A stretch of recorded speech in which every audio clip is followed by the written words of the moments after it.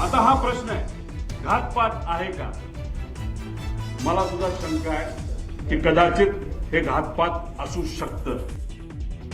अजित पवारांच्या अपघातानंतर रोहित पवारांकडून घातपाताचा संशय।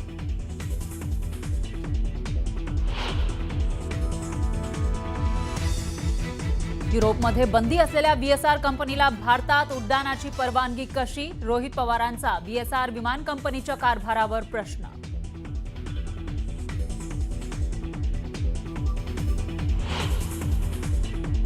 अजित पवारांच्या अपघातग्रस्त विमानातील कॉकपिट व्हॉइस रेकॉर्डर बंद होता। रोहित पवारांचा दावा, पायलट सुमितचा रेकॉर्डही वाईट असल्याचा दावा।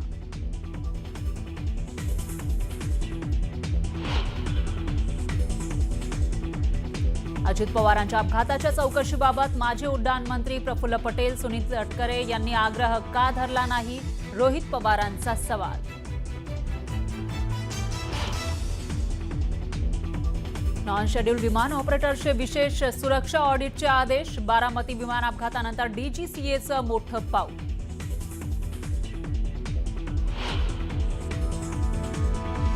उपमुख्यमंत्री सुनेत्रा पवार आज रात्री 10:30 वाजता राजधानी दिल्लीत दाखल होणार। उद्या सकाळी 11 वाजता पंतप्रधान मोदींची भेट घेण्याची शक्यता।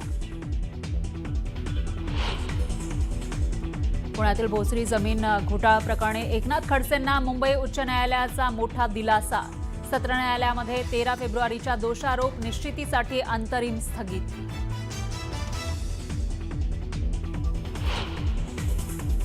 रणवीर सिंगला जीवे मारण्याची धमकी, व्हॉट्सअप व्हॉइस नोट पाठवून कोट्यावधी रुपयांची मागितली खंडणी। मुंबई पोलिसांनी सुरक्षा वाढवली। 12वीच्या पहिल्या पेपरला जाताना काळाचा घाला, डोंबिवलीमधील सोहम कटरेचा लोकलमधून पडून मृत्यू।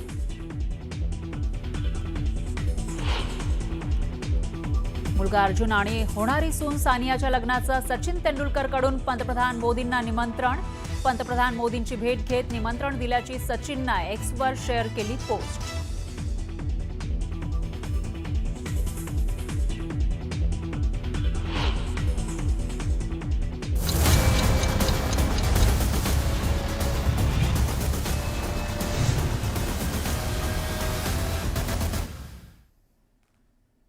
नमस्कार, मी फराह खान, तुम्ही बघताय न्यूज 18 मराठी, आवाज महाराष्ट्राचा। आणि प्राईम टाइम बुलेटिनमध्ये आज दिवसभरातील सर्व महत्त्वाच्या घडामोडी पुढच्या तासाभरात बघणार आहोत।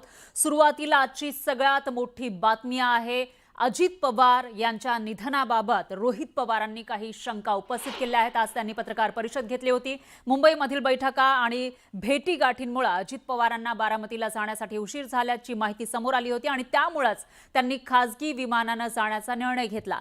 पण ते विमान धावपट्टीवर उतरण्यापूर्वीच त्याचा अपघात झाला।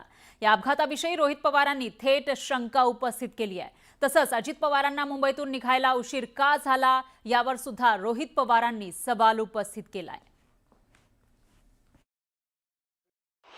कॅबिनेटच्या बैठका झाल्या, दादा म्हणाले होते अधिकाऱ्यांना की 4-5 तास मी माझी कामं करेल, काही अधिकारी मला माझ्या पार्टीतले काही अधिकारी भेटणार आहे आणि काही नेते भेटणार आहेत आणि काही कर्मचारी भेटणार आहेत, त्यांच्याशी मी चर्चा करेल आणि मग मी मुंबईला जाईल असा दादांचा त्याच्यामध्ये त्या ठिकाणी अंदाज होता। ताफा सुद्धा लागला होता।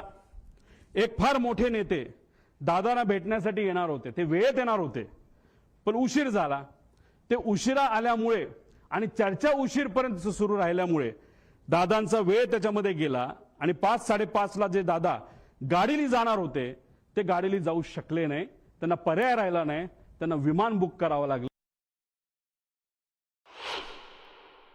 पूर्व विदर्भातील एक कुठले तरी नेते हे मोबाईल चेक करा दादांचे, नाही तर लँडलाईनवर कोणाचा फोन होता काय होता मला माहित नाही, पण मला जे कळालेलं आहे सही करावीच लागते।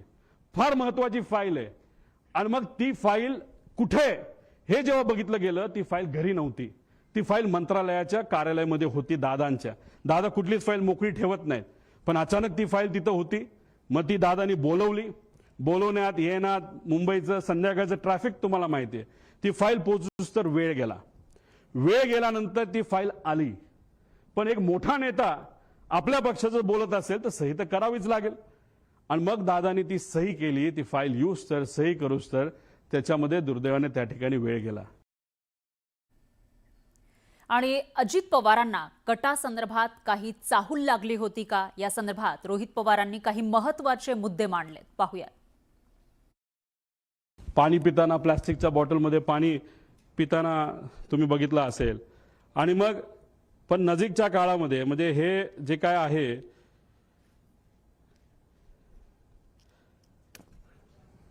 आता हे जे काय झालं ते झालं. ही गोष्ट कदाचित दादांच्या मनामध्ये असावी की कधीही काही होऊ शकतं. त्यामुळे गेल्या काही महिन्यांमध्ये दादा प्लास्टिक बॉटलवरनं दादा अशा बॉटलमध्ये त्या ठिकाणी आले होते. का आले होते, कशामुळे आले होते, ह्याच्यात काय करू शकता येत नाही. म्हणून तुमचे नजीकच्या काळामधले काही महिन्यातले जर तुम्ही त्यांचे व्हिडिओज बघितले, मागे सिक्युरिटीचा अधिकारी असतो उभा, तो सुद्धा त्यांचा विश्वासू, त्याच्या हातामध्ये काचेची बाटली असते. आणि ती काचेची बाटली अशीच नसते, ती बऱ्याच वेळा चेक केलं जातं आणि त्यानंतर त्यांच्या हातामध्ये ती बाटली असायची. मग दादा प्लास्टिक बाटलीवरनं दादा या बाटलीवर का आले असाही प्रश्न पडतो. जेव्हा माझ्या एका मित्राली हेलिकॉप्टर घेतलं होतं, मी दादांना सांगत होतो, दादा माझ्या मित्राला एक हेलिकॉप्टर घेतलंय. म्हणलं चांगला आहे, तो तुझा विश्वासू आहे का? म्हणलं हो आहे. मग त्याचंच हेलिकॉप्टर तू वापर, बाहेरून तू घेऊ नको. आम्ही आत्ताच्या काळामध्ये बरंच काही वेगळं ऐकलेलं आहे. आता ह्याच्यातून ते मला काय सांगण्याचा प्रयत्न करत होते मला तर ते काय माहीत नाही.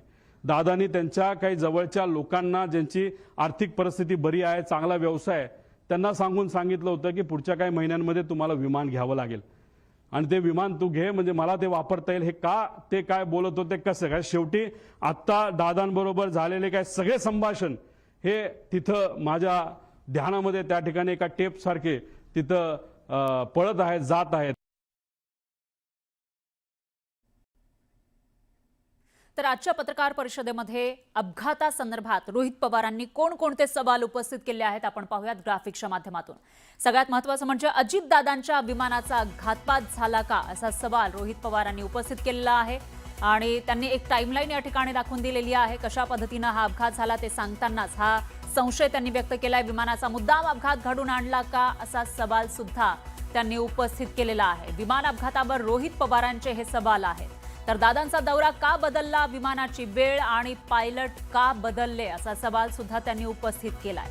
आज ही पत्रकार परिषद त्यांनी घेतली. टेक ऑफ करण्यापूर्वी विमानाची तपासणी झाली होती का, असा सवालही रोहित पवारांनी उपस्थित केलाय. तर जेव्हा या विमानानं टेक ऑफ केलं त्याच्या आधी तपासणी झालेली होती का, आणि दृश्यमानता कमी असताना सुद्धा लँडिंगचा अट्टहास का केला, असा सवाल सुद्धा रोहित पवारांनी उपस्थित केलाय.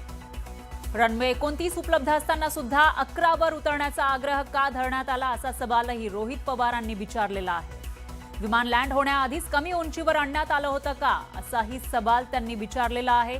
तर फ्लाईट रडारचा 1 मिनिटाचा आधीच बंद पडलेला डेटा कुठे गेला, असा सवाल सुद्धा त्यांनी उपस्थित केला आहे.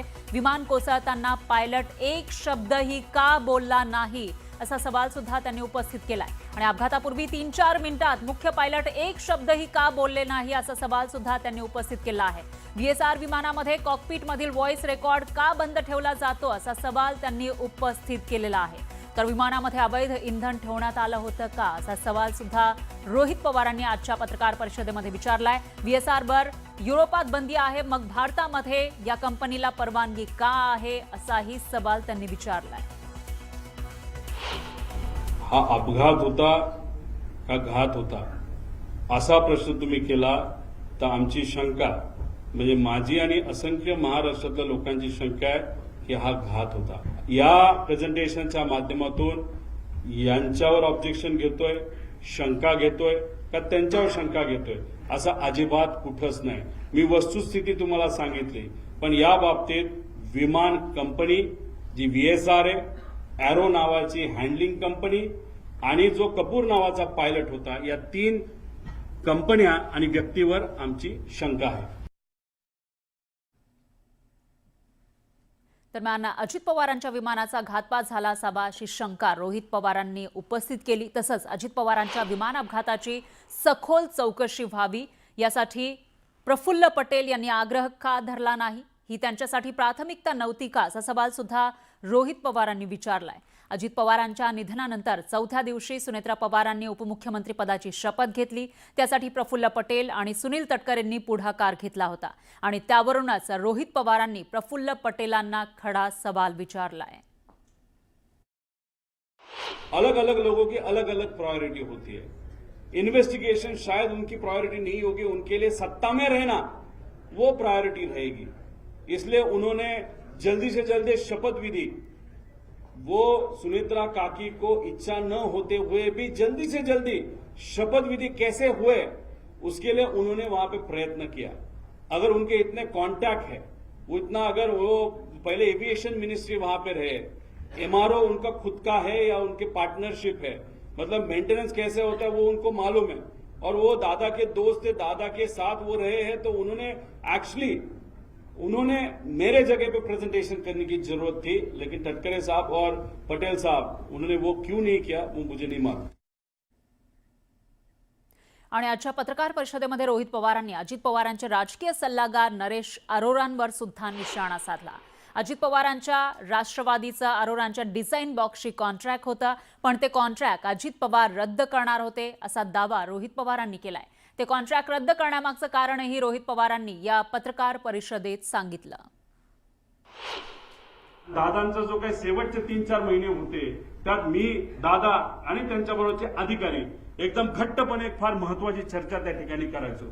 आणि ती करत असताना मग काही अधिकाऱ्यांचे, कर्मचाऱ्यांचे त्याच्यावर आमच्यावर त्या ठिकाणी विश्वास असल्यामुळे तिथं चर्चा काय चालली होती हा विषय जेव्हा केला तेव्हा तिथं चर्चा कुठलं ते राजकीय कन्सल्टंट कोणीतरी आहे त्यांचा जो कॉन्ट्रॅक्ट आहे जो शेकडो कोटीचा आहे तो आपल्याला कॅन्सल करावा लागतोय, कारण त्यांच्याकडनं काहीच आपल्याला मिळत नाही, त्याचा काहीच फायदा होत नाही.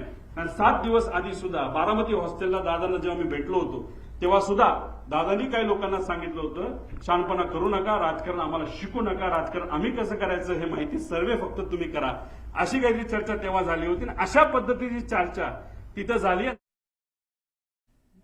तर आजच्या पत्रकार परिषदेमध्ये रोहित पवारांनी जे काही आरोप केले यानंतर मंत्री जयकुमार गोरेंनी देखील बारामतीमधील विमान अपघाताच्या चौकशीची मागणी केली आहे. अजितदादांचा झालेला अपघात हा दुर्दैवी आहे, त्याची चौकशी झाली पाहिजे. मग ते कुठल्या एजन्सीमार्फत व्हावी हा विषय जो येतो तो माननीय तपास यंत्रणा ठरवतील आणि राज्य सरकार ठरवेल, केंद्र सरकार ठरवेल.